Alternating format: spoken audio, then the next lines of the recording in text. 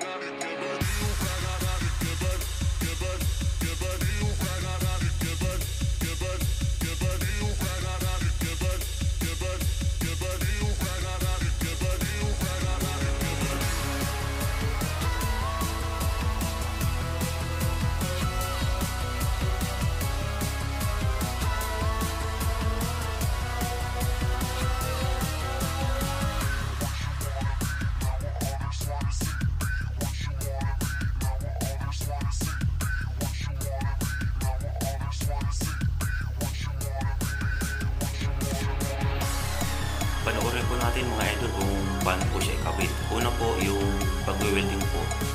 Tingnan po natin maigi para po makita natin yung tamang pagkakabit. Yan po, sa nakikita nyo, i-welding po siya sa metal stud, then dun sa tagos po sa hamba po natin na tubular.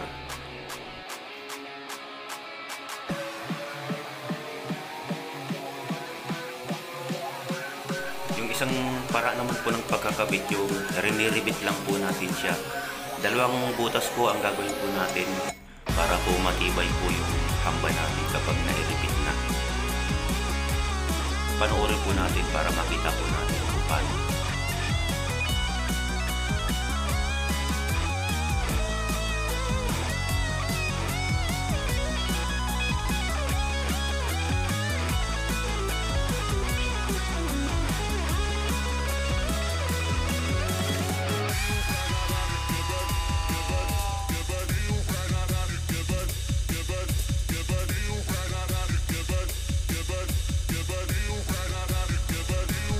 Nakikita niyo po yung dalawang butas na gawa po natin para matibay po yung hamba na ikakabit po natin. Then pagkatapos po, saka po natin ikabit. Siyempre, titibayan po natin siya. Then puhulugan, saka po ikakabit na po natin yung mga metal stud para po sa Hardflex.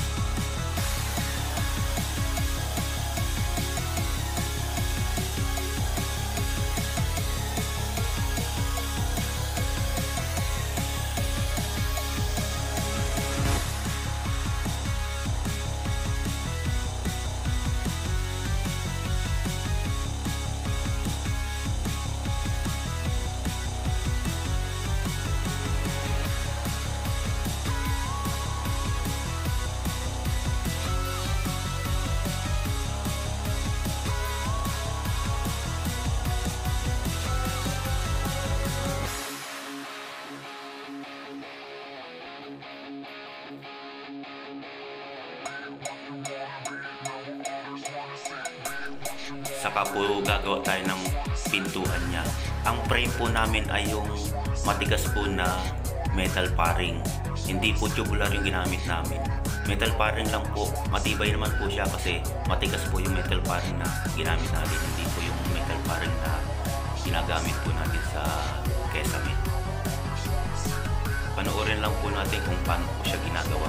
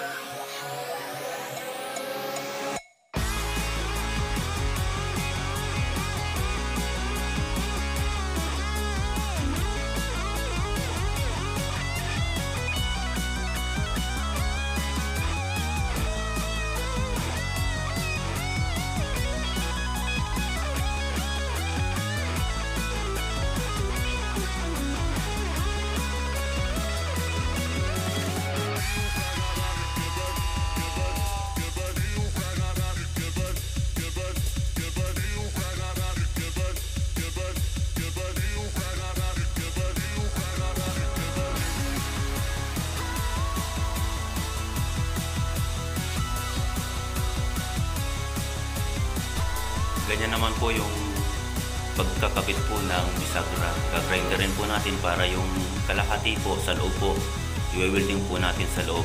Ay, hindi po pala, i-repeat po natin siya.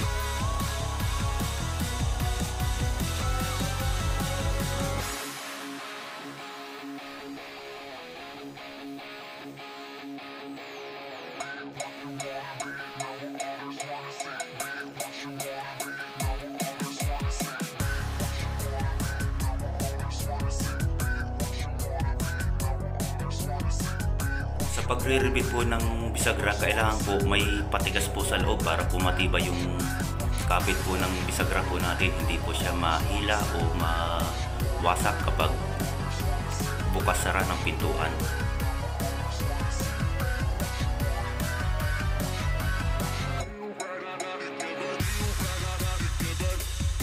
Yan yung nakikita nyo po, may patigas po siya sa loob para po matibay yung kabit ng bisagra.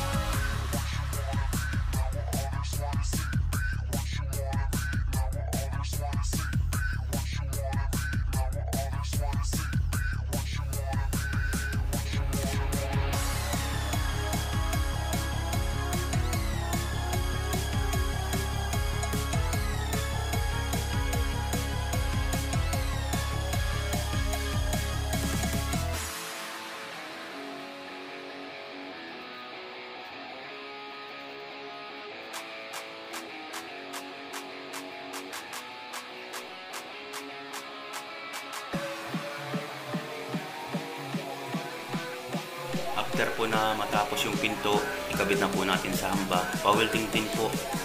Kung gusto nyo po, kakatingin nyo po na kasing laki po ng bisagra para po lapat po maigi yung pintuan po natin.